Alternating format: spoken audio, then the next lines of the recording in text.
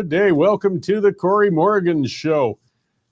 Halfway through summer. Where the heck did it go? It's vanished in a blaze of heat, forest fires, smoke, and finger pointing. But yeah, we're getting into August now and already going to start counting down the days till the leaves start falling. So that's, I like heat. I know a lot of people don't. But please don't complain about the heat, guys. There's going to be so much time where you're going to be thigh deep in snow, and then I'll be complaining about it myself. Either way, we got lots going on. Lots of people are on vacation. Lots of things are happening, but the news sure hasn't stopped over the course of this summer.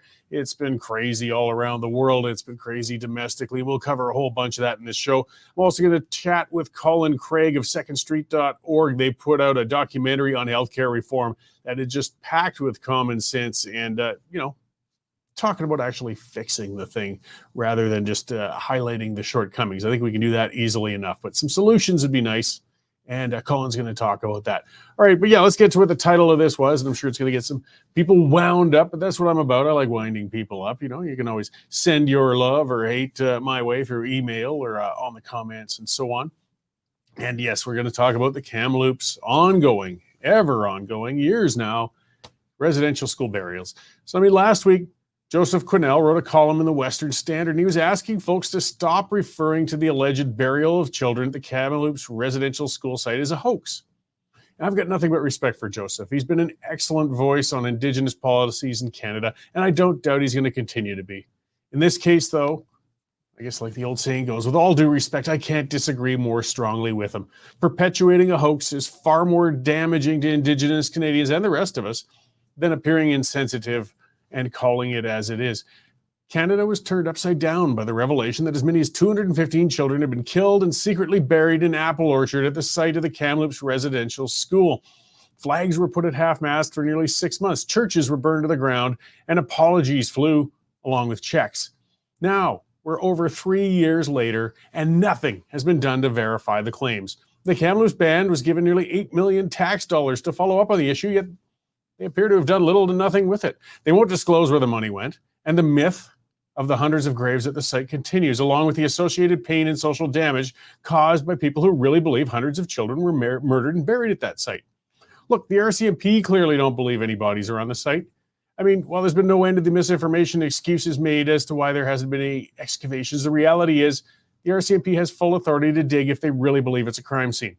The allegations made that children were forced to bury their compatriots in the orchard as recently as the 1960s means, theoretically, the perpetrators could still be out there if indeed these incidents really happen. The site isn't a separate nation, and the band doesn't have the ability to stop a murder investigation. If that was the case, Native reserves could start quite the cottage industry as a site for murderers to bury their victims with the knowledge that the investigation would stop there. The reason the RCMP won't follow up is that there's no evidence that a crime took place. They don't think there's any bodies there. Some folks are claiming the burials are sacred and must not be disturbed. To be blunt, that's a load of crap. Those same folks are insisting that tens of millions of dollars should be spent in Winnipeg to try and locate the bodies of a couple of murdered Indigenous women suspected to be buried in a landfill there. So is it sacred to recover these remains and return them to the family, or is it sacred to leave them in the spot? It's whatever is convenient for these activists, and it's getting tiresome.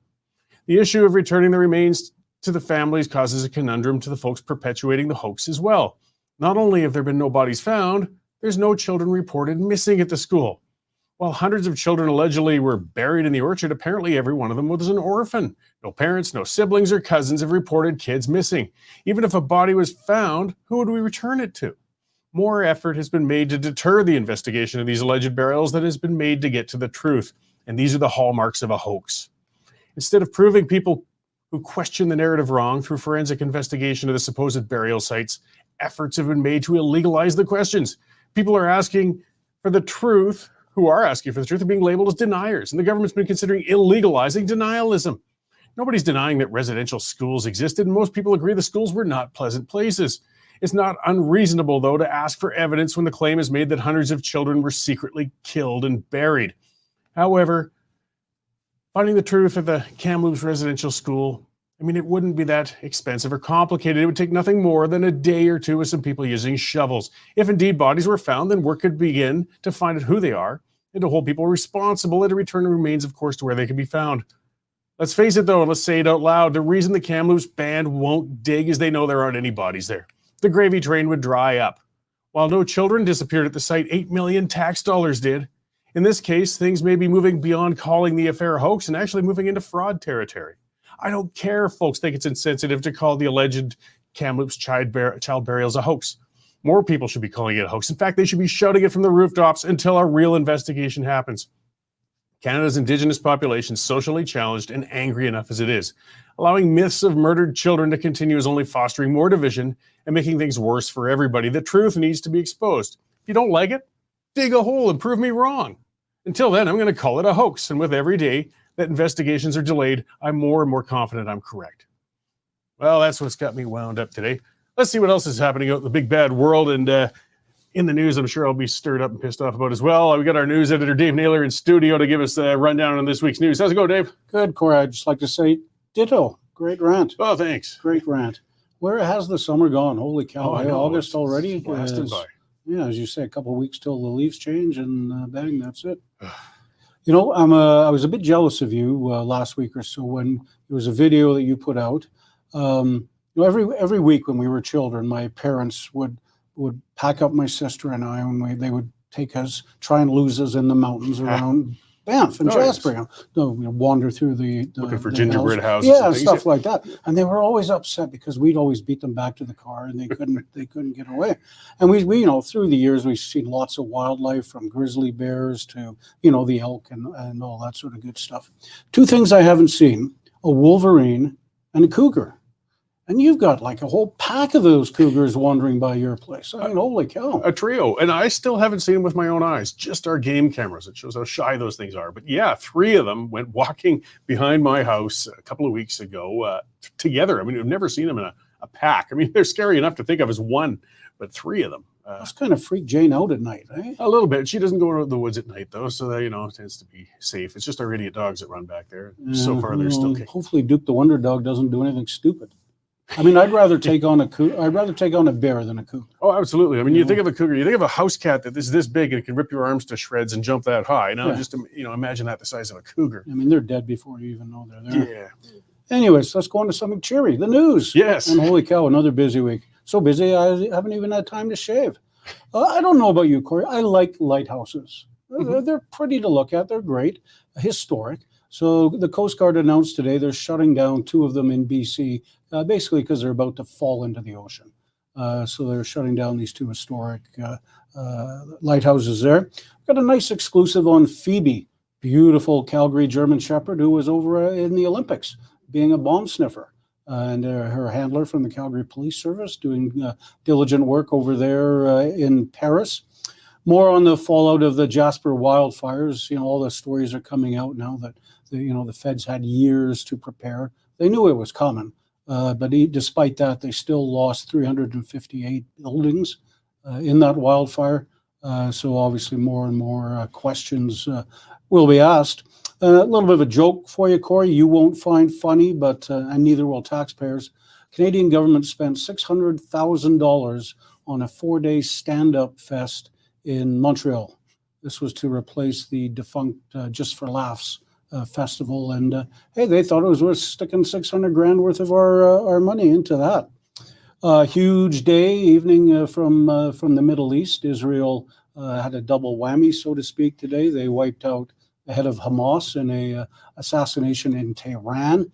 Earlier, they had killed a senior Hezbollah leader in Beirut, proving their military correct, that these were dead men walking.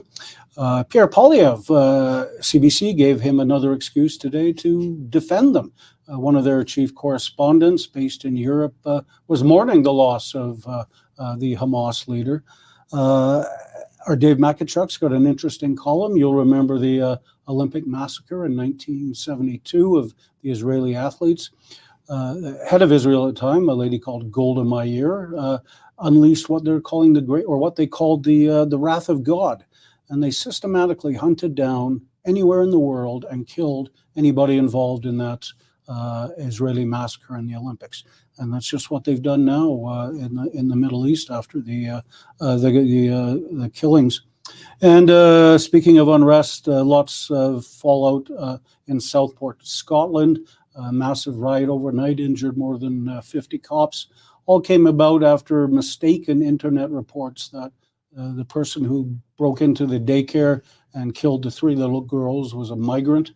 That fueled riots, and police vehicles were burned, a mosque was attacked, and just ugly scenes over there, Cory. Yeah, no, levels and levels of tragedy in that one. It's just been a bad circumstance all around. Nothing horrifies people more than children being killed. No, those little girls didn't deserve this. It's just horrific.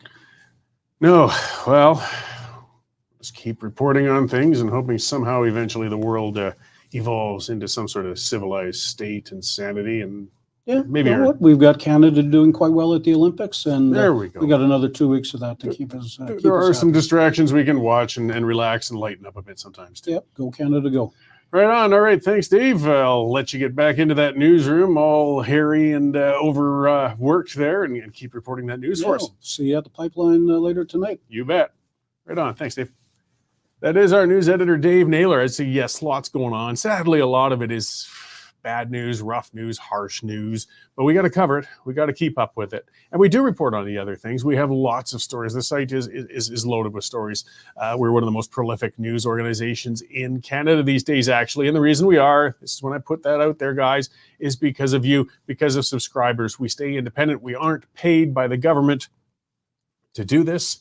We're accountable to you. If you haven't subscribed yet, guys, get on there. It's $9.99 a month, $100 for a year. And you get past that paywall, and it supports people like Dave and Jen and Sean and just so many folks working here at the Western Standard, Jonathan up there, getting those stories out to you. And yeah, if you haven't subscribed yet, get on there. And if you have already, hey, I really, really appreciate it. Spread the word for us.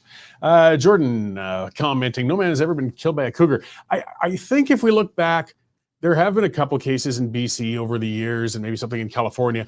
But the point made, though, is that it's extremely, extremely rare. And if they do, typically cougars, actually, if they attack humans, are usually children and women. So yes, they go for the smaller. It's just their nature as hunters. They're frightening animals.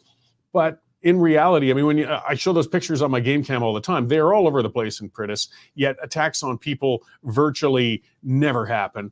And when you think there's thousands of cougars out there, thousands and thousands of people going into the woods every day, and they aren't getting attacked, as scary as those animals are, you shouldn't lose too much sleep over them, because typically they're just not into eating folks. Yeah, lots of other stuff on the go, talking about those riots in England, and it reflects some of the tension going on in the world and everywhere. A number of factors are coming together there. It shows the problems with a mob, right? When the government or people don't feel that the government is protecting them enough, if they aren't doing justice, then citizens stand up and they will take care of it themselves. But unfortunately, citizens aren't necessarily controlled. They aren't necessarily nuanced, and they won't necessarily target the right people. Europe, England, and it's happening, is growing in Canada, but it's more acute over there. Paris, actually, when they aren't holding the Olympics. There's been a lot of immigration. There's been a lot of difficulty with integration of many of the new citizens coming in. And hey, again, if we're going to be talking blunt speaking today, mostly it's typically Islamic people. They tend to be introverted. They tend to have more problematic people come out of their population that have difficulty integrating than others. We just, for example, had 2 charges laid in Toronto against people who suspected of planning terrorism, and you look at the names, and sure enough, they are Islamic folks. It's not saying all Islamic folks are terrorists. That's where we start getting into the mistake. Most of them by far are not, but somehow with that faith, you get more difficulty than other areas. So when that horrible murder happened of children, everybody was horrified. The mobs came out and they went to attack a mosque. Now, it was just based on internet rumors. It doesn't sound like this had anything to do with Islam, but once the mob was hyped up, things went badly. Officers hurt, police dogs hurt, damage done, and of course the community is more divided than ever. So we've got to address the issues. We've got to address integration. We've got to address how we're getting along, or the mobs will take over, and it'll be a heck of a lot uglier than a controlled way of dealing with having new people in nations and having them integrate and get along. Okay, let's get to our guest there, Callin Craig of secondstreet.org, because they put out a documentary recently, and it's fantastic, actually, especially if you're concerned about healthcare. So welcome back to the show, Callin. I appreciate you coming on today. Thanks for having me, Cory. So I guess just to run it down in a nutshell, I think it was just a little over 40 minutes. You've made a documentary talking about, Canada's healthcare system, some of the problems holding it up. Ideology is, of course, a big one of them, but also proposing solutions. I guess what are the main points and takeaways from that production? Yeah, so you're right. At 40 minutes, there's a lot in it. We, of course, start off with the problem, just showing people a very important point, and that is that money is not the solution. We've been doing that, trying that for decades now. It doesn't matter if you talk about conservative governments, liberal, NDP, people always try and politicize this. Governments across the political spectrum in different parts of the country, federal level, provincial level, they've all tried throwing money at the system and crossing their fingers and hoping for something to work out. And yet the results just keep getting worse and worse and worse. And, one of the other points we make right off the hop is that we've got a lot of good people working in the system. They're trying hard. They're nurses, doctors. They got into healthcare because they want to help patients. So we got a lot of money in the system. We got a lot of decent people. The problem is the structure itself is just not delivering good results compared with other universal healthcare systems. And we explain that too, to show that Canada's not the only country with a universal healthcare system. France, Sweden, Norway, Japan, there's Australia, there's lots of other countries around the world that do what Canadians like. And that's the idea that everyone in the country is covered. You're not going to face a big bill when you walk out after having a heart procedure or hip operation or whatever. So there's lots of other countries that do what we want to do, and they're doing it much better than us. So the bulk of the video looks at some of the things they're doing differently. And we go through about 5 different policy options that we could embrace here in Canada and then start to see better results like what we're quite often seeing in Europe.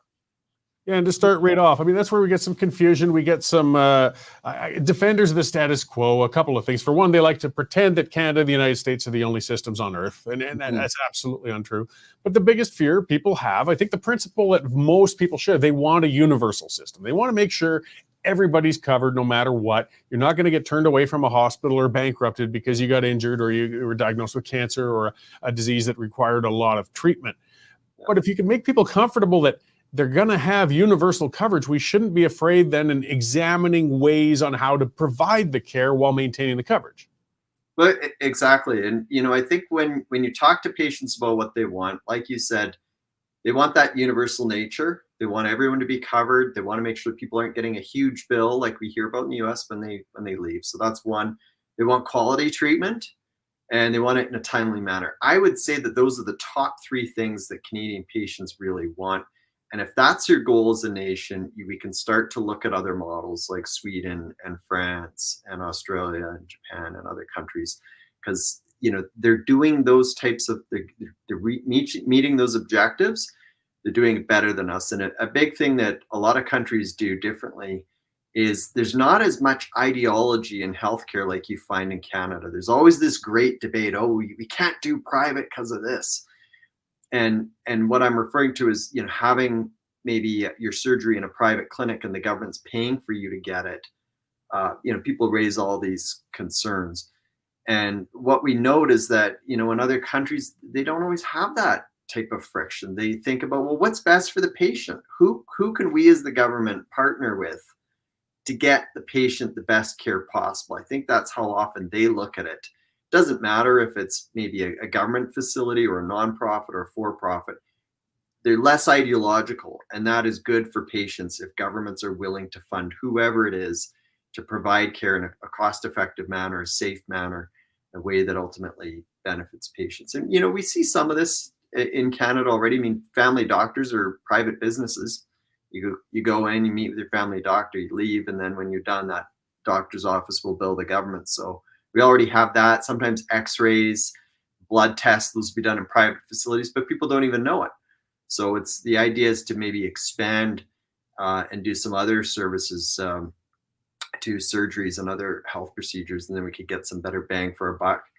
One of the other things, Cory, that we talk about in the documentary is sort of changing how governments fund healthcare. So right now, quite often what they do is they will cut a big check to a hospital and say, good luck. Here at Foothills Hospital in Calgary, here's $200 million or whatever it is. We hope you can help a lot of patients this year. And that's not a very effective way of funding healthcare. So what they often do in other nations, we were just in France and they do it there, is they will fund health facilities every time they help a patient. So they have a formula to say, okay, for a knee replacement, we're going to spend, say, whatever it is, $10,000. So now that facility has the incentive to try and do a lot of knee surgeries, because then every time they do it, they're going to get more money. We don't have that incentive right now in our healthcare system. Governments have a budget, and every time a patient comes in, the budget gets smaller and smaller and smaller. And then at the end of the year, the facilities often go, well, sorry, you're going to have to wait till next year. We don't have any money to do more knee surgeries. So it's not very effective the way that we do it. Changing that incentive model is one way that, another way rather, that we can get better bang for our buck in the healthcare system. Well, and if we could get over our hangups, get over the ideology, and allow people to shop around, aside from changing the model to make it better for a hospital, if a hospital is overwhelmed, or if it turns out that a patient can get service, this is something that's happening in Europe, and I believe you pointed out, they can go to a country next door, get this comparable service done, and have it paid for by the system through that. Because the bottom line is, if the state's paying for the procedure, it doesn't really matter where it's getting done, as long as it gets done in a reasonable manner and efficiently. It opens a lot of doors for people to examine different ways to get the job done. Yeah, exactly. And that's something we talk about in the documentary too. So if you live in the EU, you can go to another EU country. If you're facing a long wait time locally for, let's say, cataract surgery, you can go to another EU country, pay for that cataract surgery, and then get reimbursed by your home country. The reimbursement goes up to what that home country would spend locally. So, that protects them from just having to write blank checks. It's just a way of getting treatment to their patients faster. And obviously, traveling for surgery is not for everyone. That's obvious. But some people, they will do it. And when that happens, if you're on a waiting list and someone ahead of you in line decides to go somewhere else for treatment and you don't want to do that, well, then you get to move up a spot. So it benefits everyone. Well, that's it. And what people don't seem to be realizing as well, I mean, our issue isn't funding. As you said, we spend enough. We spend a lot. It's access. I mean, it doesn't matter how much we spend. It doesn't matter how great, and we do have great health professionals. If you can't get to them in a timely manner, it's terrible, and it costs the economy when people are waiting for care. The consequences are huge. You're right. It costs people lost income sometimes when they can't work because they're waiting for a hip operation or whatever, some other problem to get resolved. It can lead to depression. When people have to sit on the sidelines of life, they're dealing with chronic pain. We've talked to patients that have told us they've had very dark thoughts. You can look at addiction too, as people are popping painkillers for a year. I mean, these painkillers aren't meant to be popped for a year straight. They're typically meant for short periods of time until you can get surgery. But here in Canada, so often we just let people pop painkillers for a year or two, and it's very highly unethical. The other major consequence, of course, is death.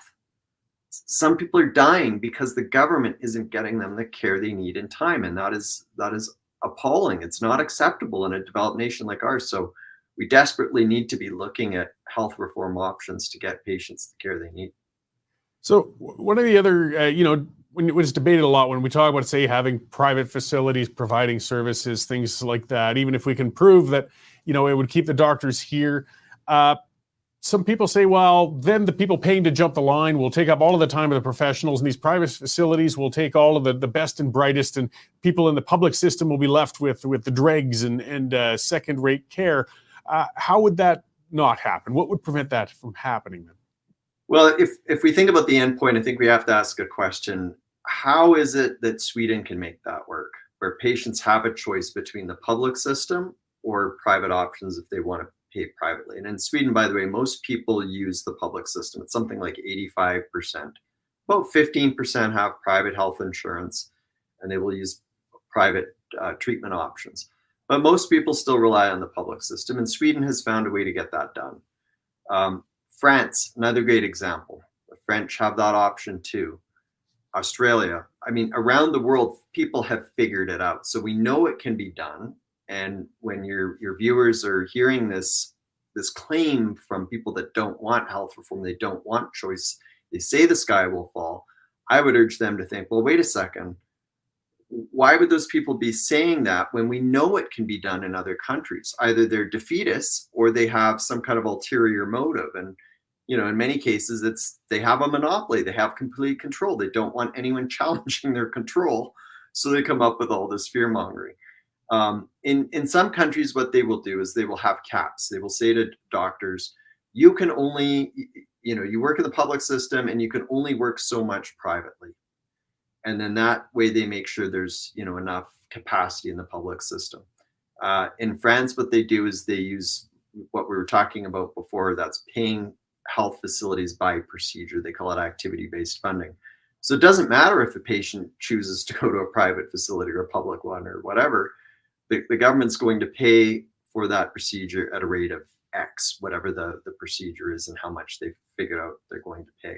So there's definitely different ways that you can do it. I think it's an important consideration if you're going to be giving patients choices, to make sure that there is that capacity in the public system, but also giving patients options. And one thing I think to keep in mind is that we will so often ration access to care in Canada. So that means ultimately that if you're a surgeon, your income potential may only be this much, because that's as much as the government is willing to fund for you to do, say, knee surgeries each year. And often these knee surgeons have time on their hands. They'll be twiddling their thumbs because they can only do so much. That's all the government's going to let them do. Well, if you give them the option of working privately too, then they might be able to supplement their income and make more. So if they're earning this much, they might be thinking, well, I'm going to move to the US because I can make this much. But if in Canada we give them that opportunity to supplement their income in the private sector, then they can earn more here and maybe they stay here instead of leaving our country. So I think you might actually see the opposite. When you give healthcare workers more options and ways to make money, then more people are going to decide to stay in Canada.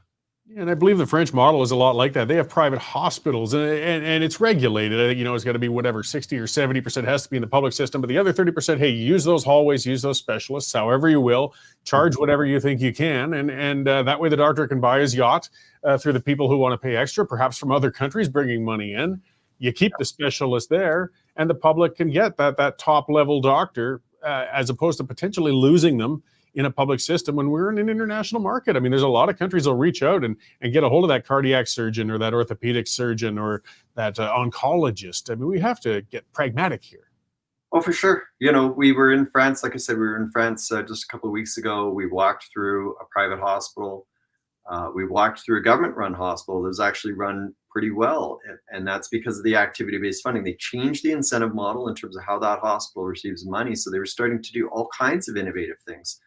We walked into a large room where there were all these patients, and it was a room for them to wake up in after they've had surgery and their anesthetic wears off. And there were no walls in this room. You could see quite a large room, and there were all these patients, maybe 5 or 7 or something like that. And I said, oh, this is interesting. There's no walls. And the person at the hospital said, well, it's more effective this way. If you're a healthcare worker, you can keep your eyes on more patients instead of having to go from room to room to room to room. And it's more effective. It was more cost effective too. So, that changed because the government changed the incentive model. So you start to see more innovation, more good ideas coming from the grassroots up. So yeah, there's a lot of ways where we can learn from these European countries and find ways to deliver healthcare more cost effectively. Last year we went to Sweden. We walked through and met with people that were running a government-owned hospital. So the government owned the hospital, but it was a private company that managed it. And that private company was able to deliver health services, same quality, but for a lower cost, somewhere between 15 and 30% lower, depending on the calculation and different people's understandings of what's going on. But yeah, I mean, we should be taking overall a less ideological approach to healthcare. Like I say, partner with whoever can help patients, because I think patients at the end of the day, they just want that quality care in a timely manner. Absolutely. Well, I'm glad you guys have taken that on and you've laid it out really well in the documentary. Just good common sense discussion so that maybe, people can just shed some of the ingrained prejudices or things that they were kind of trained to think the Canadian system is, and just start looking at maybe we can do things better. So before I let you go, I mean, of course, where are you going to find this documentary when folks sit down to watch it? Yeah, so people can watch it for free if they go to healthreformnow.ca. That's the name of the documentary, Health Reform Now. So they can watch it at that website. They can go on our Twitter feed, or Facebook feed, or YouTube feed. We've got it posted everywhere, but the easiest way is healthreformnow.ca. Right on. Well, thank you very much, Callin, for putting it together. And like I said, I watched it. It's a good watch. I didn't have to force myself through it. It's good and informative. And I really do strongly recommend folks get out there, give it a watch when you got 40 minutes free, or break it up. That's the great thing with stuff on demand and streaming. I appreciate you guys putting that together and having you come on to explain it to us today. Well, thanks for the opportunity, Cory. I always enjoy the chat. All right. I'm sure we'll talk again soon, Callin. Take care. So again, folks, check it out. Save that, healthreform.now, or as he said, secondstreet.org. They've put a lot into this documentary. They're sharing it everywhere. They want you to get out and watch it. Get out and watch it. Share it. We got to change the way people think about these things. The problem, so many problems, but one of the things he's been pointing out is a monopoly. Now, here's where the left and the right can kind of both be correct sometimes in pointing out when the citizen, the consumer, the person at the bottom is getting screwed. And it's almost always a monopoly situation. But we got to remember, a government monopoly will screw you, so will a private monopoly. So what's the solution? Break the monopolies, competition, get other options, have things in there. You're no better off. It doesn't matter who's got the monopoly. If there is one standing over you, you aren't going to have a good time. When it's something as important as healthcare, it's no wonder we're getting horrific service, because there's only one manager, only one provider. They've got no incentive to improve. They've got incentives to avoid headaches. They got incentives to keep the unions happy. They've got things like that, but they don't look out to you, because it's not procedure-based service. It's not looking to pay the bills through their services and goods or whatever. It's a monopoly. So think of things that way. A monopoly is a terrible place to be in as a consumer. And you just can't do any better. We've got to break it up. Speaking of which, speaking of governments and how inefficient they are, for people who watch Calgary news and things out here, the Green Line, I just like ranting about that one, because this is a beauty. This is an LRT, light rail transit expansion. They've been talking about it for like 16, 17 years in Calgary now. It's on and on and on.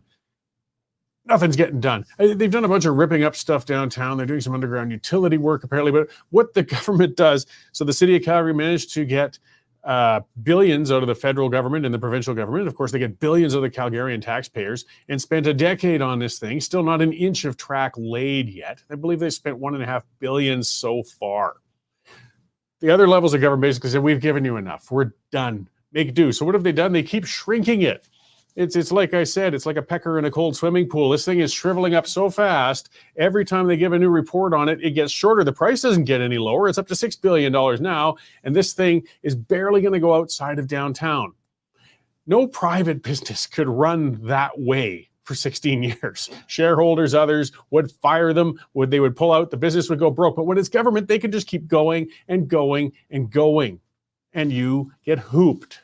So what we're going to have one day is a grossly over budget project that goes from downtown Calgary into a part of town that doesn't have many people in it. And who knows when it's going to get done. And we've got to start rethinking our urban design anyways. Downtowns, who goes downtown anymore? I mean, people still do, but it's not like it used to be. Calgary has a massive downtown vacancy problem going on right now, and most downtown urban centers do. One of the consequences of COVID that people discovered is a lot of people discovered I don't have to go to the office every day. A lot of those businesses realized we don't need the staff in here every day. A lot of them can work remotely, and they have, and they've stayed that way. Now we got the government workers who are staying that way, but they aren't actually working. They're just sitting around home playing Minecraft, but that's a separate story. All the same, we have a surplus of office space. These aren't growing areas. We're trying to figure out how to fill them. Adding more train service into these centers isn't the way to go. We should be planning our cities understanding and realizing that people don't need to come into these dense urban cores anymore. They can live outside. So let's look at transit service and how we can service that rather than these giant projects that don't work. They don't go anywhere. And here we are in Calgary. We've seen the same thing in Ottawa. Theirs is a disaster. Edmonton's is a disaster. And those are the other things too, though. If you're going to do these mega projects, get the private market in on it more, get the government out as much as possible. But hey, guess who's behind Calgary's? SNC-Lavalin. Familiar name? Yeah, thought so. Boy, these names just keep popping up with these multi-billion-dollar projects where nothing gets done except a lot of pockets get lined and a lot of pockets get emptied, including mine. Lone Warrior saying, still no train to the airport. Yes, in Calgary, if there was common sense, the north leg of one of the train lines goes right up, right across from the airport. It's actually kind of a straight shot across flat ground. A lot of it's undeveloped. It's industrial, light industrial, and nothing out there. From Saddletown, they could run a train out there because most of the people who work at the airport, and there's thousands of them, plus people who might want to use the train to get there to fly, would use that. There's something that would make sense that would be used. So, of course, the city isn't doing it. Welcome to the realities, again, of monopoly service and peckerheads in power that really shouldn't be. Getting on, let's talk, the other big news lately is the fire in Jasper. Of course, it's still burning out that way. It sounds like they got a lot of things under control, but 30% of the town was lost. And a whole lot of I told you so's are going on.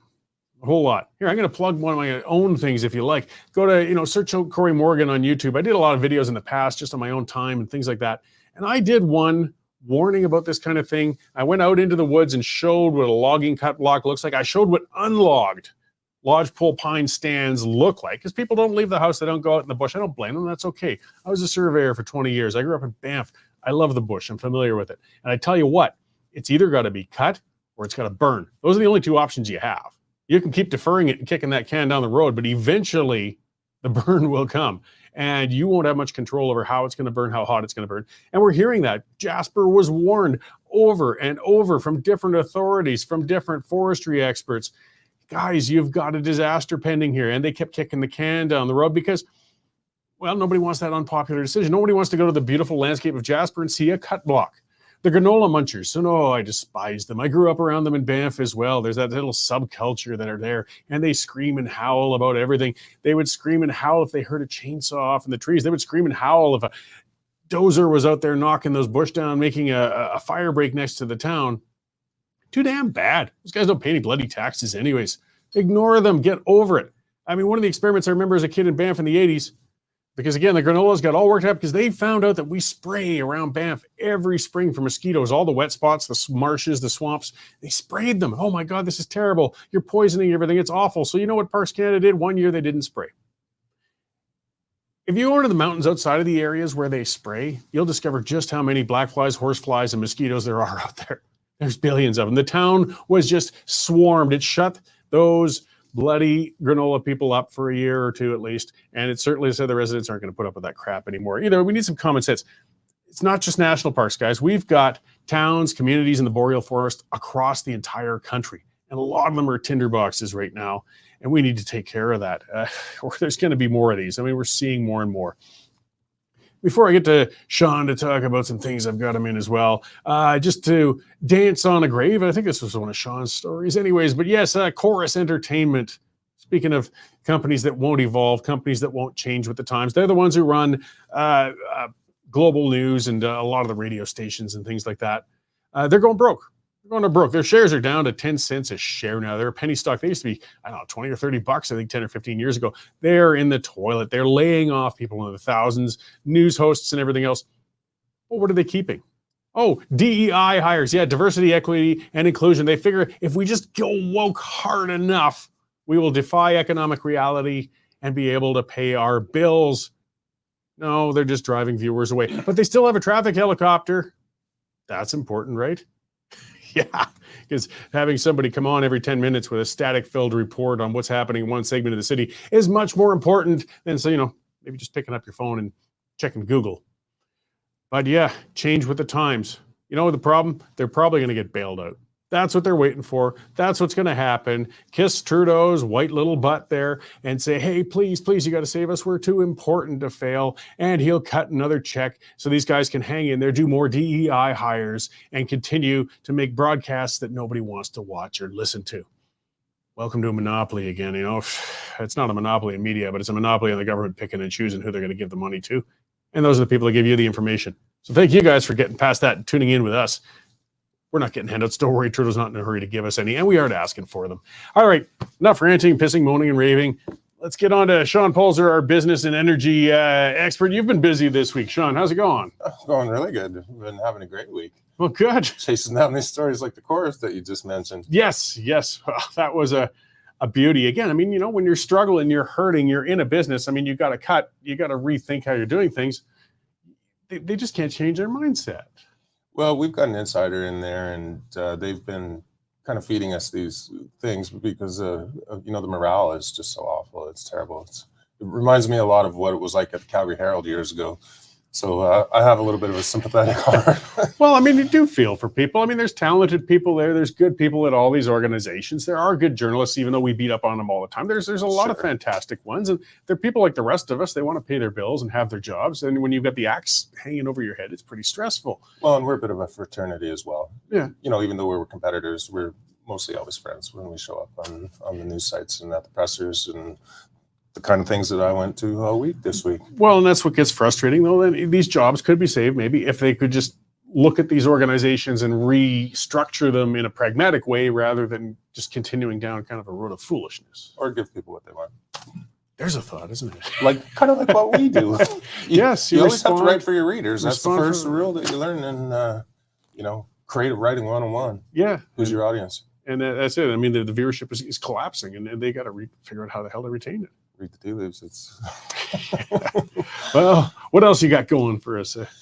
Well, we've got some interesting stories. So yesterday we had a $1 billion deal with Alberta Indigenous Opportunities Corp. So this is one of Premier Danielle Smith's pet causes, and it's a little bit controversial among Western Standard readers that somehow think that it's a handout to the natives, but actually, in fact, it is. It's a good deal all the way around. It's a good deal for TransCanada because they have to sell off assets to get debt. Nova is an old established, pilot plant. It used to be the Alberta Trunk Line Network. It's been in the ground since about 1953. Pays steady stream of revenue and dividends.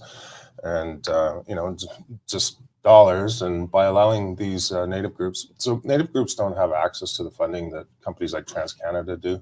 And this isn't like a loan, it's a loan guarantee, right? So they go out and they get their own loan with TD Securities, CIBC, the big brokers and that, who are more than willing to step up and finance it, given that they've got the backing. And the dividends that are going to be paid off over the generations are going to be immense. Number one, it's going to... I know we quibble about how we've treated, our Indigenous populations over the last 100 years, but it does right a historical wrong.